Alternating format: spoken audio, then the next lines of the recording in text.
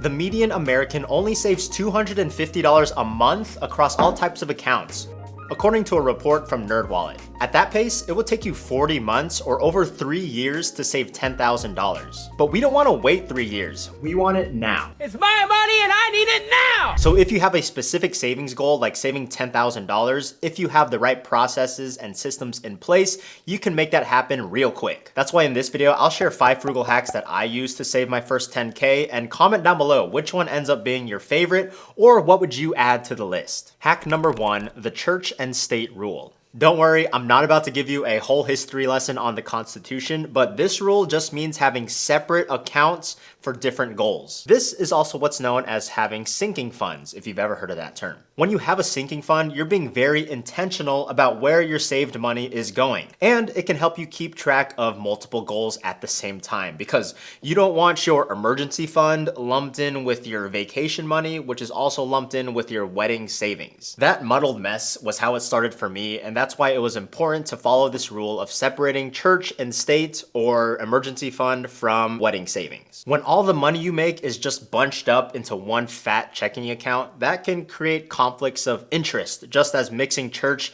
and state together will also create conflicts of interest. But when you separate these different savings funds, it gives you a clear purpose for why you're keeping and hoarding all this money. And the last thing you'd want to do is reach into your emergency fund in order to pay for your next vacation. Things can go really south if you start up that habit. So here's how you can start up a good habit of separating your savings goals. Open up multiple savings accounts with different purposes. Or because it's 2025, they now have these high yield savings accounts online that allow you to open just one savings account, but that sum of money in there can be separated into different buckets if you use Ally Bank, or different vaults if you use SoFi. And if you're interested in opening up one of those savings accounts, I do have a link in my description so you can compare and contrast each of them. Pro tip, name your accounts. If you go into one of your accounts and change the name to emergency fund only, that hits a lot different than just seeing savings account number 3. And now that you can visually see different funds for different purposes, this ensures you have precise tracking of your progress towards your savings goals, which is a lot more motivating than you seeing a lump of money in your checking account, wondering what is meant to be spent and what of this is considered my savings. Alright, now that the foundation is laid, let's create a timeline to save your 10K fast. Hack number 2, 11:59 p.m. If you've been to college, you know 11:59 p.m. on a Sunday night has a special place in your heart that probably causes some PTSD. That is the infamous deadline that forces us to get things done. But instead of stressing yourself out like in college, this hack is all about creating a deadline that allows you to see consistent progress towards your savings goal. So this frugal hack is also a goal setting hack, and it follows the SMART money method for goal setting. SMART stands for specific, measurable, achievable, relevant, and time-bound. This acronym was introduced by a guy named George T. Durand, and these are just 5 things you need to consider before your goal can be effective, honestly. And for the purpose of this video, time-bound, or the T in SMART, is the aspect of the goal we're going to focus on. Obviously, in order to save up a dollar amount like $10,000, you should create a clear deadline, because that will determine what fast means for you. And depending on your time frame, saving $10,000 fast can look a little different. If your deadline is to do that in 3 months, you're going to have to save $111.11 a day. If your deadline's in 6 months, you're going to need to save $55.56 a day. And if your deadline is in 1 year, you'll need to save $27.40 per day. So let's focus on that 1 year or 12-month deadline.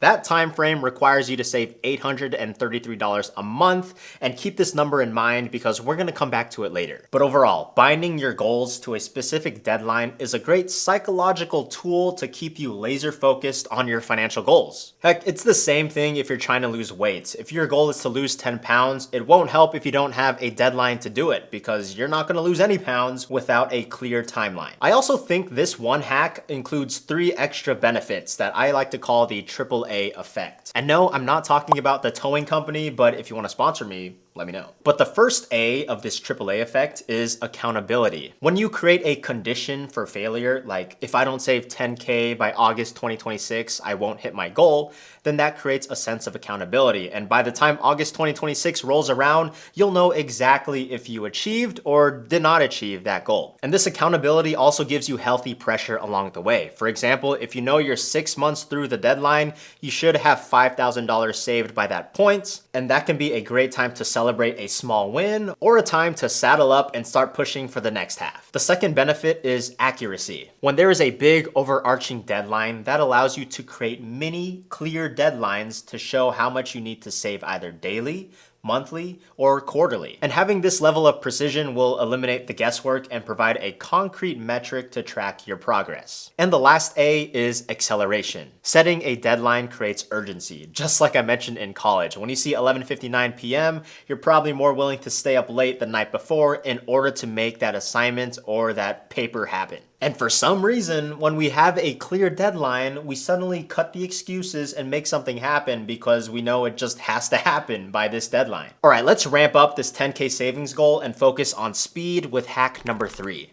The Walter White method. My wife and I watched The Breaking Bad for the first time last year, and I gotta say, amazing series. But one thing you learn from Walter White is he makes sure he's paid first, even if it's in the crystal business. YouTube, please don't flag me for saying that. That is 45 from each of us. By taking your income and paying yourself first instead of spending all of it and wondering what's left over, you allow yourself to prioritize your long-term goals first instead of just making those goals an afterthought. And naturally, when you're paying yourself first or taking a portion of your income and stowing it away in a high-yield savings account, you are creating this artificial scarcity, which gives you less money to spend and blow throughout the month. Too many people fall into this trap of spending what they make and then saving what they have left over. And I think that's totally backwards. This is what's known as Parkinson's law of money. And no, I'm not talking about Michael J. Fox's condition. I'm talking about the idea that expenses tend to expand to match your available income. It's the same thing that happens with time. If you give yourself a certain amount of time to do something, you're somehow always gonna take up all that time to make that thing happen. So you can benefit a lot by prioritizing your savings as a non-negotiable expense upfront. This is an important practice because it is establishing this habit of self-discipline. Once again, personal finance and reaching your money goals is not a mathematical equation. It is a question of your behavior,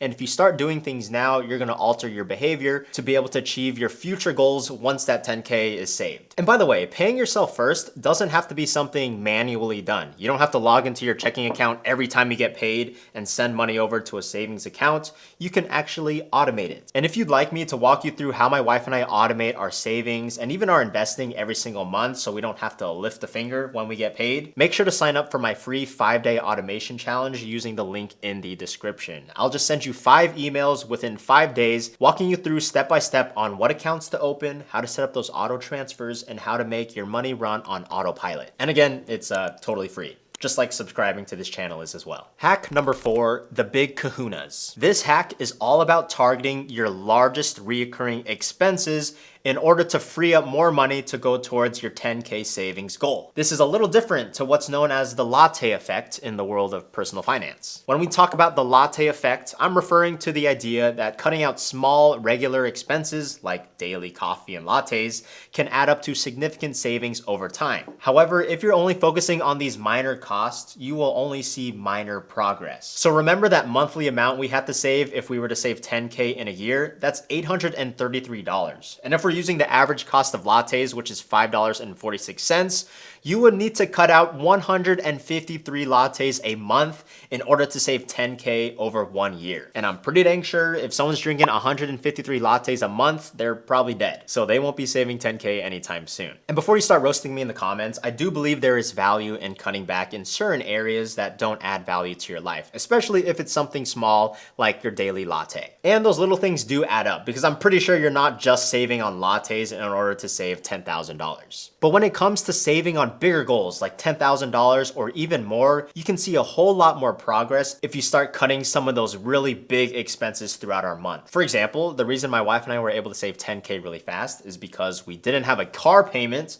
which can be a huge chunk of money for most people, and we kept our housing costs pretty low by staying in a modest apartment, not too flashy or luxury, but that freed up so much extra cash in order to go towards our savings goals. Now, those were my wife and I's two big kahunas, but for you, that could look like you lowering your car insurance. That could look like you changing up your subscriptions, or that could look like you cutting off your unused gym membership when you could just be working out at home. Hack number 5, the Forrest Gump rule.